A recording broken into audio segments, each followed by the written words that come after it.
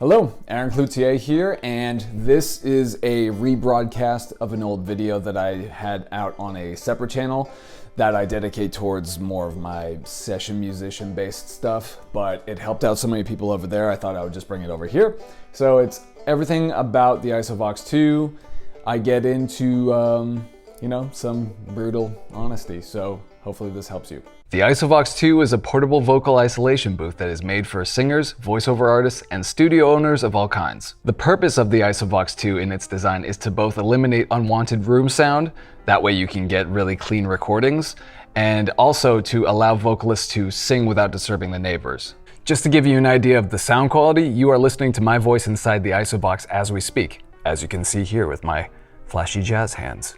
As an owner, I feel like it's an essential piece of equipment for any home studio, session vocalist, or even the enthusiastic hobbyist.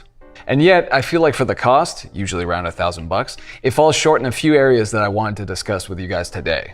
So again, as an owner of an Isovox 2, I just wanted to offer 3 things that I feel could be improved to benefit vocalists everywhere. Let's get started.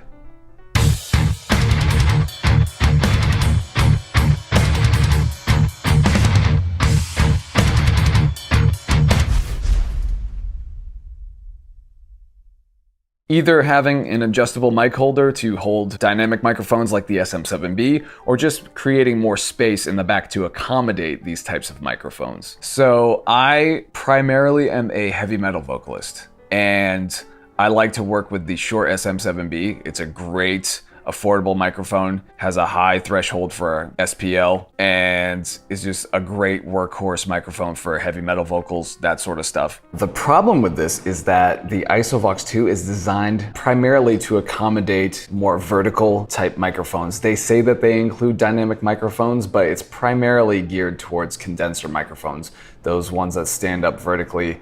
And as you can see with the SM7B, it is anything but vertical. It's very awkwardly shaped. It's more directional, right? Because it's a dynamic cardioid microphone. It's very specific, so you want to be singing directly into the front of the microphone. I personally was able to kind of jerry-rig a Shure SM7B into the Isovox, but even then, it's kind of like the back of the microphone is right up against the back of the Isovox, and I don't know if that causes any issues with the actual sound. There might be a buildup of like certain frequencies there. The other thing too is that as a singer, I like to stand a little far back from the mic to control my dynamics a little bit more. Whereas if I have some, loud parts and quiet parts, if I back off a little bit while recording, the levels are a little bit more consistent. And this can be a problem with this microphone being placed closer than a normal condenser microphone would be. The Isovox 2 is designed for more vertical condenser microphones. So as a result, the microphone is just closer to your face, which actually I've received some feedback from people saying that I can actually be heard more because I have to stand back a little bit further away from the inside of the Isovox. The flap in the back is still down, but for some reason it's just, I'm pretty loud and obnoxious by nature anyway, so like I have that working against me. I actually put this to the test in a couple of different ways, subjecting my poor family to this. So just to kind of, show you how things went. So here it is, let's check it out. So today I thought I would put the Isovox 2 to the test. I started with just a vocal warm-up using all the exercises taken from the Zen of Screaming DVD.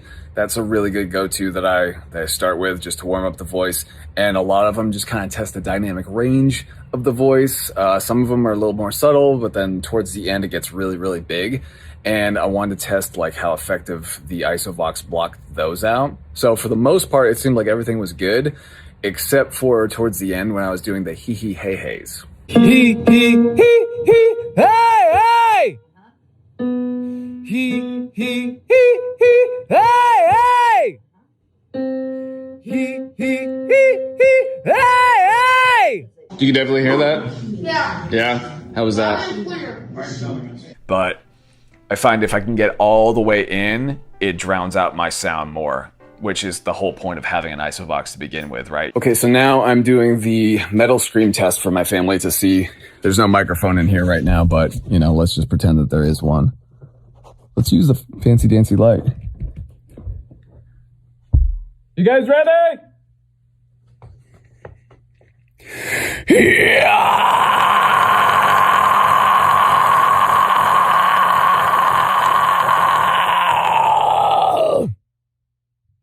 Let's do one more.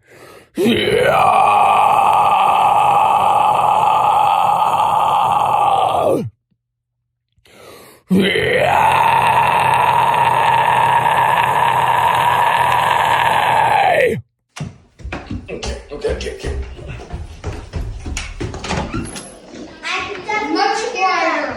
Much quieter? It was quieter, but I can still hear it. Okay. It's supposed to, muffle your sound so like the neighbors don't hear you. That's the whole thing that they market this with. So if there can be some kind of adaptation to the Isovox where we can have these dynamic microphones to be able to handle a higher SPL level for like styles like metal and rock and all that sort of stuff, that would be amazing. Whether it's making the Isovox longer to accommodate these microphones or just to have an adjustable microphone stand, something like that, that would be amazing.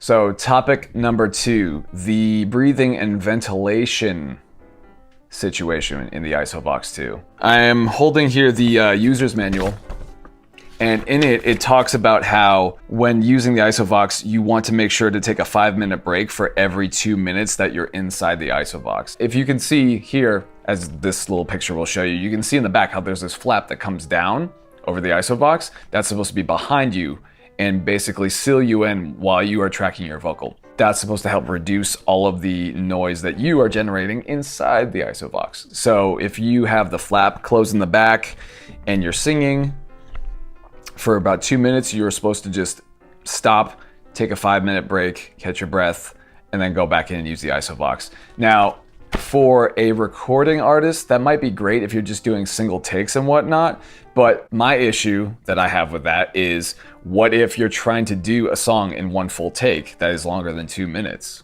right? Most songs are at least 3 minutes in length, if not longer. So what if you're hired by somebody who wants just that live vocal feel, who just wants to go like really, really old school and just have you just do, here, I'm paying you $1,000 to do this all in one take, warts and all. Let's say you have a situation like that, but you're not able to do it because you're running out of air. To my understanding, the Isovox was developed not only for recording artists, but for just full-on rehearsal as well for a vocalist. So what if you're trying to rehearse a full song without stopping? And it's substantial. I've been in there certain times where I felt like I was losing air pretty quickly just because of whatever vocal I was delivering. And as a result, my own performance had been compromised due to the lack of air.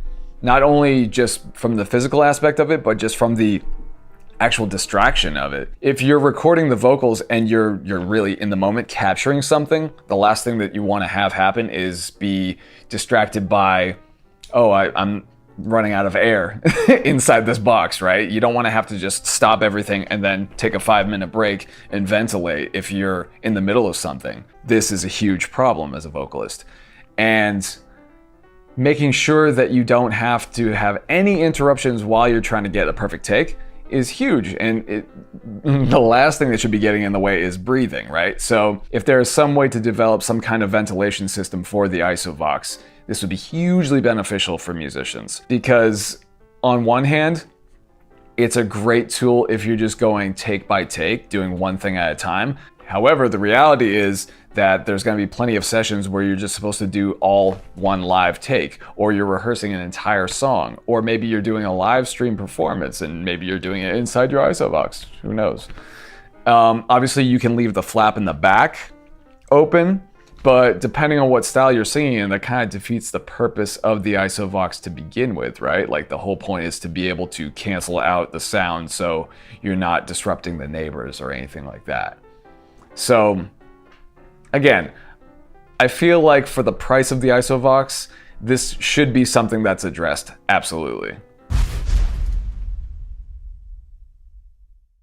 My suggestion is just to make this one, the Isovox 2, a more affordable option. I would cut the price in half, to be honest, and expand on its original design to accommodate these practical issues that remote vocalists face. That way you can serve an audience that's more able to invest in your product. And what I mean by that is that you have this entire market out here in the United States alone of just home studio owners and session musicians and just freelance vocalists, that type of thing. There's that market. However, you have a ton of hobbyists as well. And call me crazy, but if I was a hobbyist, $1,000 is a lot to spend on a piece of, foam.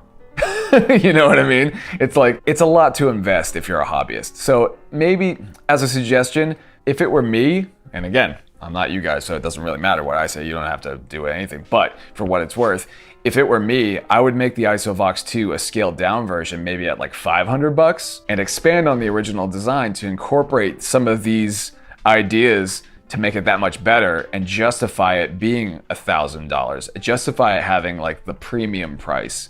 That way I think you would expand your reach, you'd find a much wider audience, and you'd be serving more people. So, I don't know, just consider that food for thought. If you don't agree with me, you can tell me to go to hell, it's fine. But again, I say all of this with love, and I wouldn't be saying this if I didn't feel passionately about the product and feel passionate about what I do with it. So, for anybody else, there's my honest take on the Isovox 2. I love it. I use it all the time. That said, there's definitely room for improvement, and I can't wait to see what happens in the future with these guys. I hope this was helpful for you, and I'm just gonna take a shot in the dark here and guess that you're a singer. That's why you've been on this page and checking out this video. And if you happen to be a singer who writes their own music but is struggling with lyrics, I actually put together a little PDF that walks you through a very simple 4-step process in writing better lyrics faster. It's super simple, super practical, it's just bullet points. And included with that is an audio MP3 recording of some topics that I go a little bit more in depth with that complement that. So you can find that all for free at the link in the description below. Thanks again.